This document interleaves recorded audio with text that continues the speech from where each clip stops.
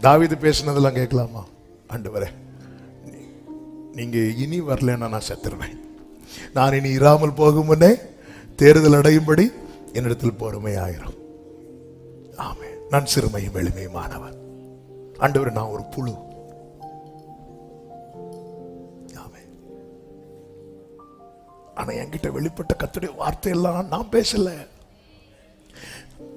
ஆவியானவர் என்னை கொண்டு பேசினார். அல்லேலூயா. அப்ப எந்த அளவுக்கு தாவீது அவரோடு உறவுல இருக்கிறார். அவருடைய விண்ணப்பமே அதுதான். நீரே என் தேவன், உம் நல்ல பரிசுத்த ஆவியானவர் செம்மையான வழியிலே நடத்த வேண்டுமே.